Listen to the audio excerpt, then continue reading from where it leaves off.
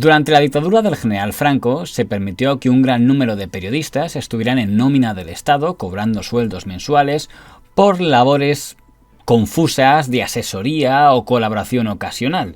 Eran figuras como don José Luis Balbín, don Emilio Romero, don Jaime Canmani, don Pedro Rodríguez García o don Rafael García Serrano, ya fuera a través de consejos asesores de Televisión Española, de la Organización Sindical, la ITT, Piresa, etc.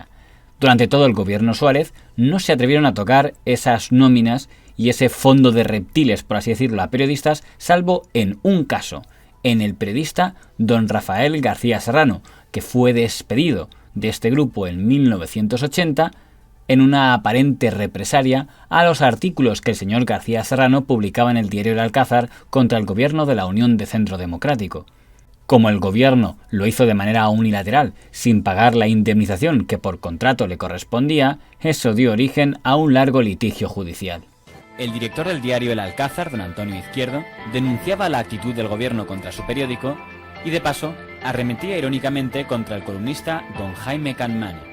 Si quienes ahora lloran se hubieran detenido a escucharnos, es probable que entre todos hubiésemos construido una democracia pacífica y laboriosa, libre y digna.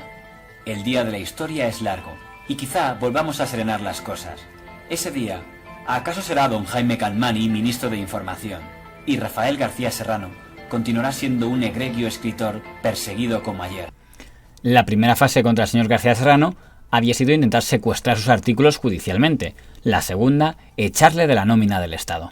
En octubre de 1980, el gobierno Suárez ordenó el despido de don Rafael García Serrano como periodista de la Corporación de Medios de Comunicación Social del Estado, que era la nueva denominación de la antigua prensa del movimiento que agrupaba a los columnistas de todos los periódicos regionales propiedad del Estado.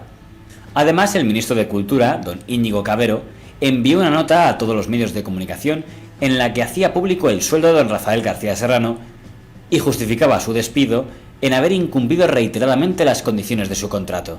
Aunque desde el entorno del periodista se apuntó a que la posibilidad del despido podía ser la actitud crítica del columnista contra el gobierno Suárez.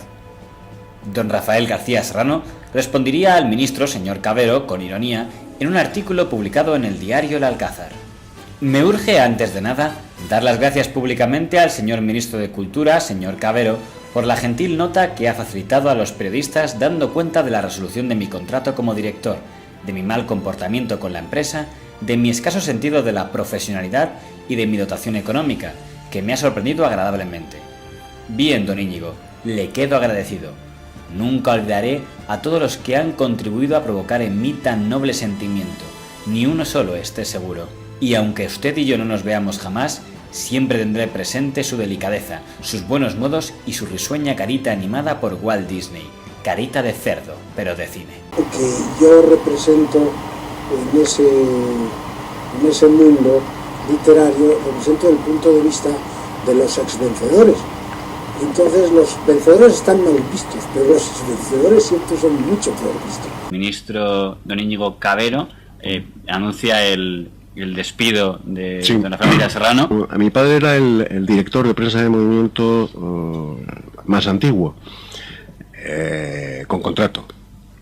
Entonces Íñigo Cabero, ese impecable demócrata, pues no acepta las críticas de mi padre en el Alcázar, en un arrebato de justicia y equidad democrática, por no gustarle la crítica, algo que es impecablemente democrático, como todos podemos ver, lo echa. Bien, el artículo 20 tiene en su apartado tercero una referencia concreta a la necesidad de regular por ley la utilización de los medios de comunicación del Estado. Lo echa con cajas destempladas, lo despide como director en nómina de prensa del movimiento. Y siempre se mandó una nota a todos los medios diciendo, le hemos echado, no le vamos a pagar la indemnización. El abogado del Estado que llevaba el caso en defensa del Estado, o sea, de Íñigo Cabero, y de su arbitrariedad impecablemente democrática, de una tolerancia y de un respeto a la libertad de expresión exquisito, el abogado del Estado le dice al abogado de mi padre, porque eran amigos, el abogado del Estado y el abogado de mi padre, le dice que él le ha dicho a Íñigo Cavero que el pleito está perdido porque la razón y la justicia asisten a Rafael García Serrano,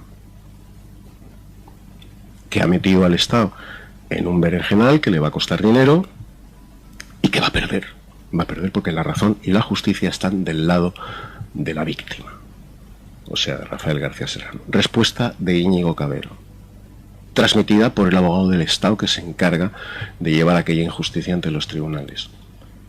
Que pleitee, que ya ganarán sus nietos. Y efectivamente así fue. Acabaron ganando sus nietos, porque mi padre murió y no pudo ver reparada esa injusticia impecablemente democrática y con arreglo a los principios más elementales de la libertad de expresión que se perpetró contra él. No pudo ver la victoria de la justicia y de la razón en los tribunales. En cuanto a si el Gobierno estima que la prensa pública estatal debe estar bajo el control exclusivo de la ideología de UCD o, por el contrario, una prensa plural y neutral, pensamos que debe ser una prensa neutral. Pero, en todo caso, aunque quisiéramos que no lo fuera así, estaría fuera del mundo de las cosas. Luego, por lo tanto, a la respuesta que me da su señoría, ni pensamos que debe ser una prensa controlada por nuestra ideología, ni pensamos tampoco, en modo alguno, que esto sea posible de realizar.